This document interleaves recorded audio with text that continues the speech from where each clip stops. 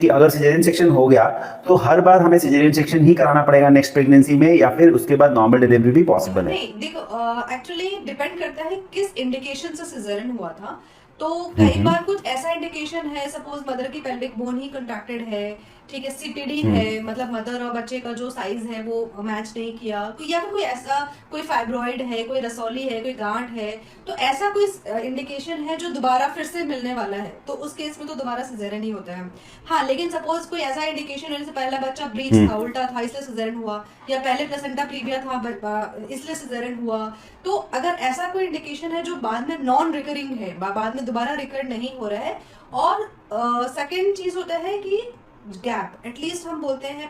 WHO तो बोलता है कि 18 महीने का गैप है तो भी आप वीबैक ट्राई कर सकते हो, वीबैक मतलब वजाइनल बर्थ आफ्टर सिजेरियन। लेकिन प्रैक्टिकली हम बोलते हैं कि एटलीस्ट 3 साल का अगर आप डिफरेंस है और थ्रू आउट प्रेगनेंसी आप एक्टिव रहे हो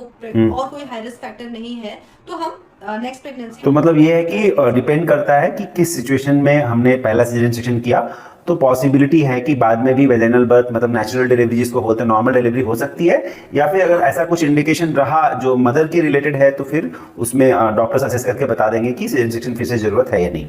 ठीक है ma'am, thank you so much. एक और क्वेश्चन है कि जैसे सिजेरियन सेक्शन हो गया तो कितने दिन के बाद मदर्स एक डेली एक्टिविटी में रिटर्न कर सकती है? जैसे मदर्स को चलना हो गया, सीढ़ी चढ़ना हो गया, या फिर कोई सामान उठाना हो गया, या फिर थोड़ा थोड़ा एक्सरसाइज जैसे कि मामूली सा एक्सरसाइज करना, ये कितने दिन के बाद एक्चुअली में शुरू किया जा सकता है? सर जनरली तो हम नेक्स्ट डे ही उठा के वॉक कराना तो हम वार्ड में ही स्टार्ट कर देते हैं, मतलब विद इन 24 आवर्स हम स्टार्ट कर देते हैं, क्योंकि साइंटिफिकली प्रूवन है कि जितना जल्दी आप मोबिलिटी लाते हो उतना आप कॉम्प्लिकेशन से बच जाते हो, क्योंकि जितना जल्दी आप मोबाइल हो जाते हो उतना कम आपको गट रिलेटेड इश्यूज कम होते हैं, कॉन्स्टिपेशन कम होता है, गट रिलेटेड इश्यूज कम होते हैं, जो एक थोड़ा सा डर होता है थ्रोम्बोसिस बनने का लेग में, उसका डर कम हो जाता है। डीप वेन थ्रोम्बोसिस जो होता है, हाँ, अगर आप एक जगह बैठे रहोगे या फिर बेड पे ही सोए रहोगे तो डीप वेन थ्रोम्बोसिस हो जाती हाँ, है। सर्जरी के बाद जनरली हो जाता है पेशेंट्स को, तो इसलिए भी हम पेशेंट्स को मोबिलाइज करना शुरू कर देते हैं। विद इन 24 आवर्स हम पेशेंट को उठा के वॉक कराना शुरू कर देते हैं कि आप जनरली 24 आवर्स के बाद हम जो हमारा मतलब मदर को वो लगा रहता है, कैथेटर लगा रहता है पेशाब का, वो निकाल देते हैं और मदर को एनकरेज करते हैं कि खुद से पानी पियो, खुद से जाके किसी का सपोर्ट लेके वॉशरूम करके आओ, वॉक कराना शुरू कर देते हैं। तो माइल्ड वॉक कराना तो हम